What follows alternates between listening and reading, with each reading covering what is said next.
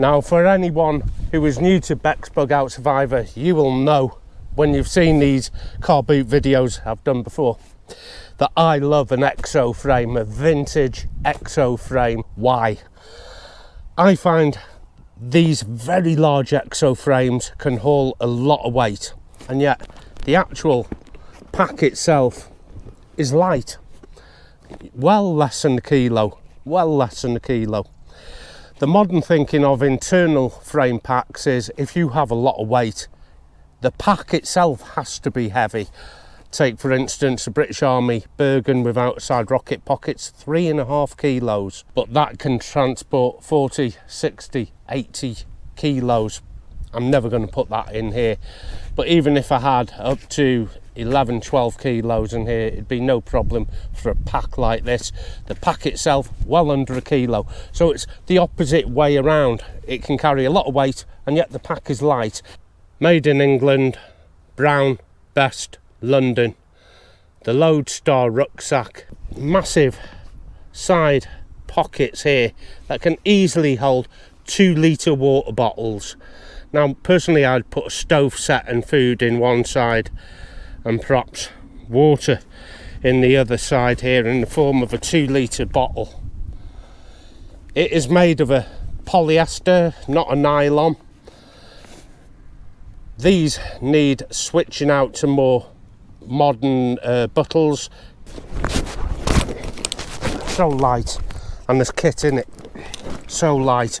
Has a solid exo frame, external frame. It's aluminium, and this is the H class frame. This particular beast of a pack here is missing a kidney pad or a hip belt. You'll always find an arrangement like this, which is on a cotter pin onto a strap, pretty thin shoulder pads, and then there's adjustability on this pack. I can move it close to my neck, further away, just by looping into certain points on the pack. These are the points of adjustability on the shoulder. Like I said, close to your neck, you can put it in that little slot. I'm about here, there's another slot there, and then re-threading the buttle. I'm not sure how much I paid for this. I fell in love with it as soon as I saw it. I'm kind of getting 6-7 quid, and I don't generally pay more than a tenner for a pack. I've got a twist in the shoulder there, but this carries a lot of weight in comfort without the pack needing to be heavy also. Nothing more irritating if you're carrying some weight that your pack has to be heavy as well. We're going to move on to a pack which is totally opposite to this. It's an internal frame and I don't like it at all. I've never been so disgusted by a pack in my life, and it's a quality name as well. This is by Carrymore, and I've never been so disappointed with a pack. Now I know it's old, but it's no reason for it to be falling apart like it is. This is the Carrymore Monroe 65. I hope you can get that. Monroe 65. It is really flimsy. It is a polyester, but it's fraying. There's holes in it, and I thought I could patch them up. They're beyond repair. And for the age of the pack, which isn't that old, it's certainly younger than my vintage pack, this is absolutely terrible. There's fraying here where the lid is, and if I open up the pack and put the camera inside, it is absolutely full of holes. Let's see if you can see the daylight, how much daylight is in this pack here. I haven't got a handheld camera here for you to see, but I'll try lift it up to the light. That it is riddled with holes. Now I do like this arrangement with packs that have pockets either side, because I like to arrange food into one side and a cook set on the other, so if I do stop off I just drop the pack and I don't have to dig into the pack too much. Everything I need is there, usually food there and stove set here, and on the bottom is a sleeping bag separation compartment there. It is moth eaten all over, and yeah, I can fix these, but it's such a flimsy pack. It's neither too heavy or too light. Turn it over. The Carrymore official bottle there, which is broken, but I can slide the actual spine rod here up and down for the back length, but other than that, pretty disappointed. So this is the Monroe, and I only got this pack because I trusted its name, Carrymore, and I'm aware of obviously Monroe 65. These old-fashioned net pockets I really want to swap out if it was in better nick for a stretch lycra, something like that, but it's worthless to me now. The best thing on it was somebody's put a whistle, probably the most expensive part of the pack. In the past I've had Carrymore, I've had a pair of boots, and I think it was even filmed. We went out for the night, I put on the Carrymore pair of boots and all the lugs popped off. I took them back to the shop, swapped them for another identical pair. A day or so later, the same problem, the lugs came off my boots where the laces lace up. And then I found this Carrymore Monroe 65, and it is dire, absolutely dire. There's nothing about it I like, which has kind of put me off Carrymore. Surely there's a couple of packs left for the collection that I actually enjoy, and I've saved you the best to last. And then the next one, we've got a big improvement, but the downside with this next one coming up is it is nylon. But we can talk about that in a second, because I need to dig it out. And when I say dig it out, I have the pack and all the camp contents carried inside the external frame pack. Plenty big enough to carry another pack inside a pack. This I love, but it's showing signs of a lot of wear. So pros and cons to nylon. Pros, very quick drying, very lightweight. Cons, like I said, it's like a pair of tights. If your girlfriend gets a pair and she ladders them, you know they're buggered, it's only good for chucking away. This is why I hated seeing a hole in my pack. Now this is PU lined, which is its waterproofing. It's literally a coating on the inside of the pack, and it is so degraded now. Now it's not a big deal. I can get some nick wax and go over it all, but I'd have to pull the existing PU off.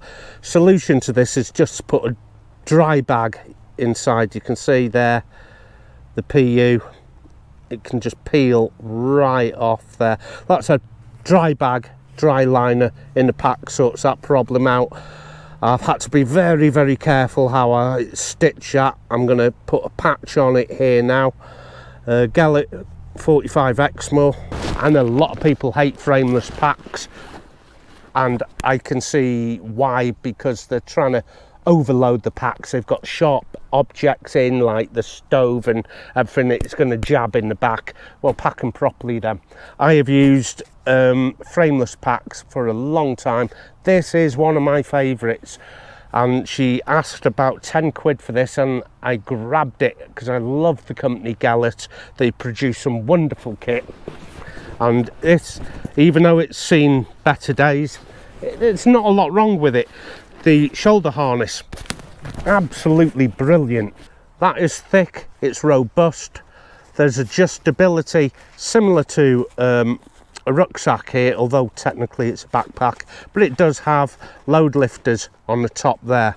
As you can see, it's just a soft shell here, so there's no frame, and a lot of people don't like that. I do. I love a frameless pack. Now the key to a frameless pack is load them properly.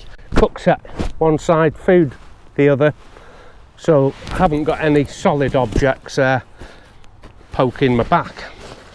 On the inside, I have everything I need in this 45 litres. A big tent, so I haven't skimped on going down the line of a trekking tent, which is small and compact. It's full size 2-man tent, a warm set to wear when I get to camp, an inflatable to lie on so I'm insulated from the ground, and a sleeping bag.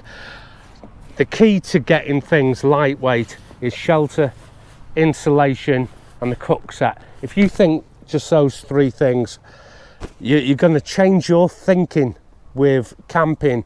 You've got to simplify it, and yet you have everything you need. This is my warm coat. I'm not going to dig it out, I think it's on another video. And I have my socks in there, and a hat, a little balaclava. You can see I can squash it down, and I don't use compression. There's no need for compression, you know, where I cinch it down on straps. I put it in that way into the pack. It's the same shape as the pack, you know, same width. Put it on top. When I push down, you know, and put other things on top of this, it's compressed enough. Now remember, this is a minimalistic pack, so I haven't got a lot of things actually in it. Let's come in here. This is a sleeping bag rated 2. Get my eyeballs on. I'm sure it's rated to about 0, minus 10C. And I'm gathering that's not going to be its comfort. Also in here, full size tent. That is by Gogh. And a Thermarest Max air pad. And it's not rolled up into a sack. It is, as you can see, flat in its pump sack, which slots in down the back of the pack. So I'm going to repack this from fresh. 4 elements of kit, and that's all I need. Shelter, insulation, cook set. Let's load it up. The air pad, it is flatted out. I don't like keeping them in the cylinder shape if I can help it. And that lines the back. The tent, as you can see, it's not lightweight, it's not a trekking tent, it is a proper camping tent. Put that in on one side, other side. I'm going to put in a sleeping bag. There's a jacket to wear with socks and underwear in. Me done. Stop loading your pack. I'm done. The insulation was in the form of that sleeping bag and the air pad and the warm jacket to put on. The shelter was in the form of a tent. Now imagine if you put a lightweight trekking tent into this pack. Now I do have a lightweight trekking tent coming. It's in the post.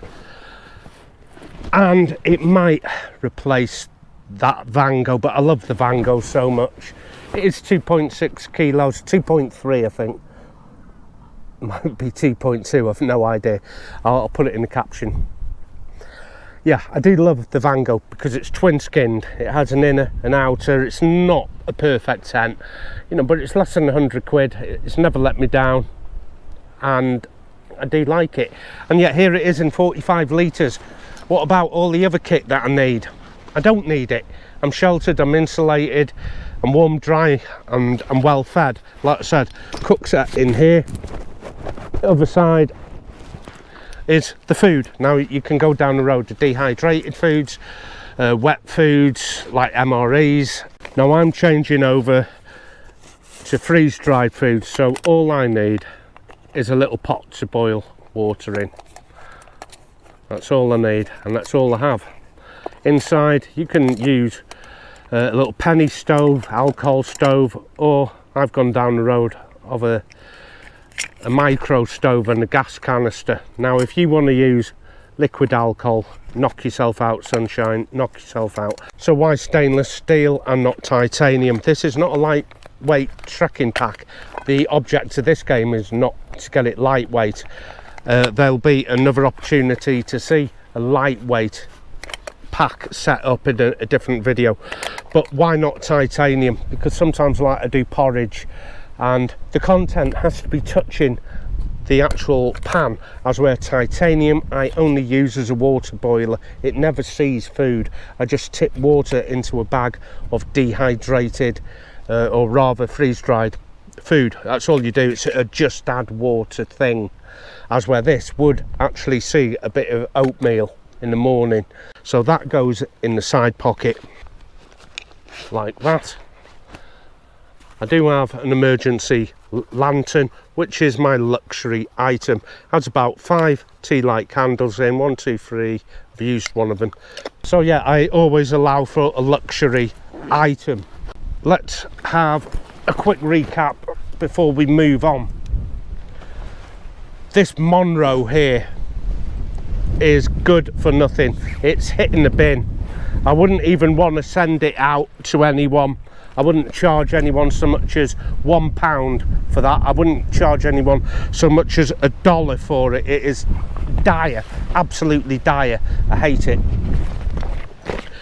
This big external frame pack, love it, love it. I tend again not to put too much weight in just because it has the capability to do so.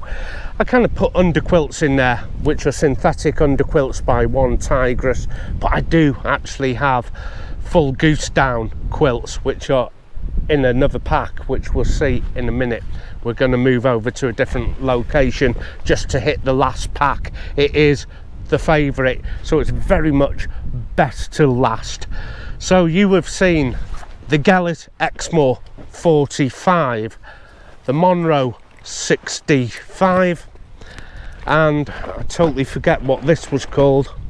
I think it is the Loadstar rucksack. And look at this, this has got to be, I'm hazarding a guess at 400-500 grams of pack, and yet it can easily transport 12 kilos easily.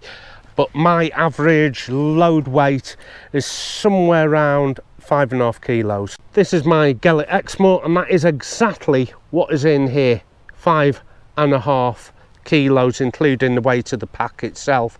And that is tent, sleeping bag, a pad to sleep on, cook set there, freeze-dried food there. In the top lid pocket would be ablutions, illumination, fire making kit. And if I wasn't filming anything, this would be the pack that comes out with me. Why do I say that? It's because obviously I need to bring filming rig with me, like the tripod, the camera, the batteries, chargers, power banks, a brolly even for the camera. And it doesn't all fit into whatever pack I usually take out. And there's where I get it in the neck in the comments. Why are you bringing such a big pack for such few content? Well, do you think I've got a guy behind me carrying all the camera rig with me? No, I don't have a Sherpa who are paid to carry the extra filming gear. You know, you use your logic. If you're seeing it being filmed, you need room to carry the filming kit. So I don't know whether you would see this pack, but now I've got a smaller HD camera, perhaps I can put the camera on a chest rig and a couple of batteries in the pocket. Maybe we will take this little Exmoor 45 out. I'm highly impressed, which reminds me, I've got to put a patch on that, and that is a simple case of some ducting tape. Now I've already sewn it. Put a patch on the inside and one on the outside, join them up. It's the only way really you can patch up this kind of material. You're best off making a patch than you are trying to sew it. The great thing about nylon is fast drying, extremely lightweight.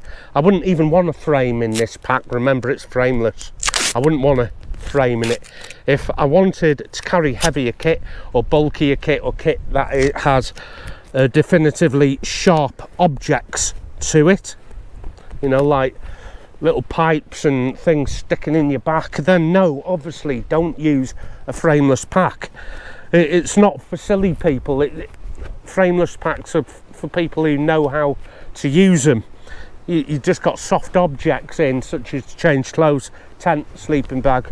They're all soft objects, nothing's digging in my back. I use this pack a lot, and I hope I've rescued it enough now.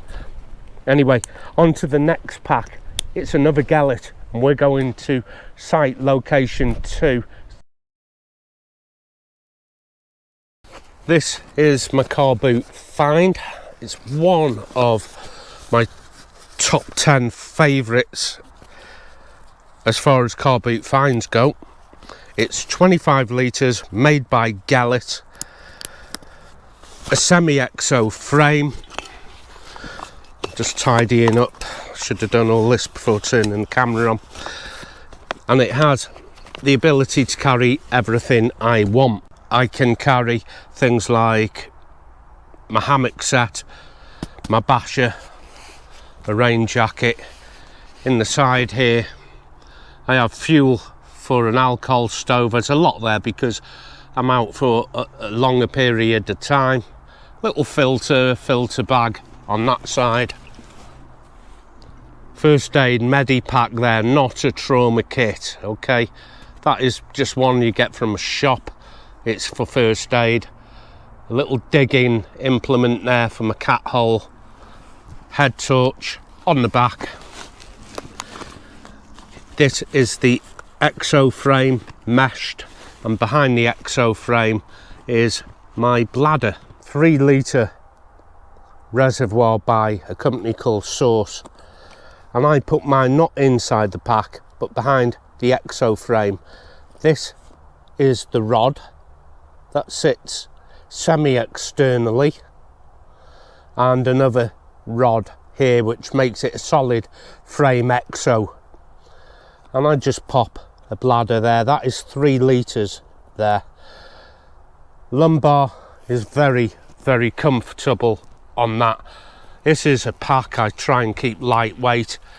I certainly don't overpack it. It is dedicated solely for my lightweight kit. View down from the top is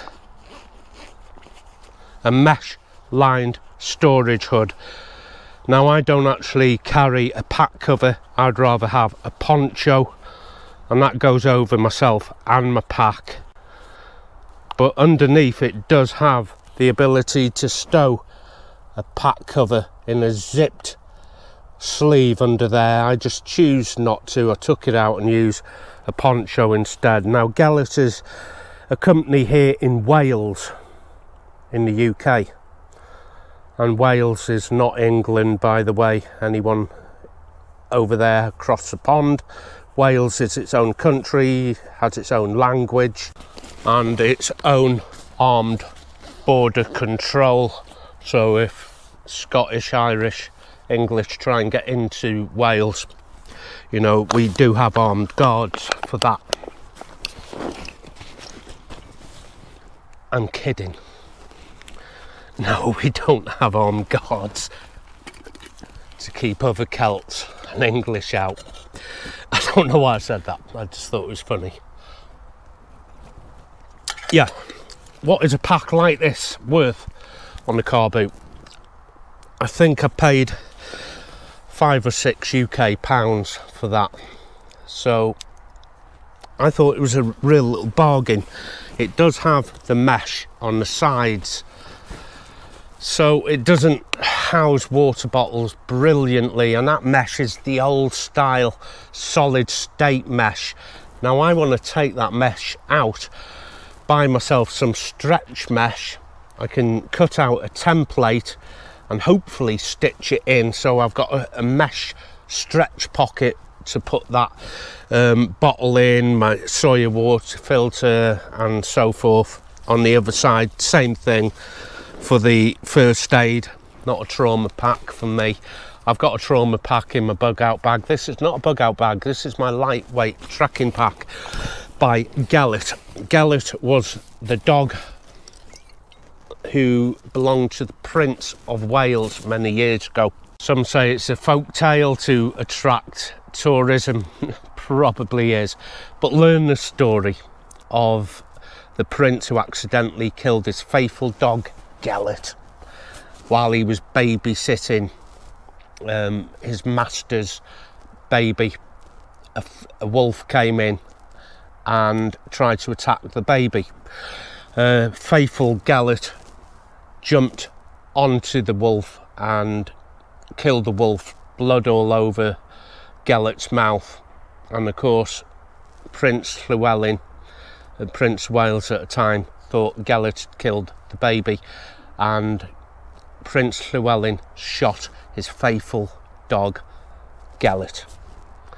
And in memory of that, they buried Gellet under a tree in a little village called Beth, Gellet, Beth being Welsh for grave, Gellet's grave. Like I said, probably a folk story, might be true, who knows.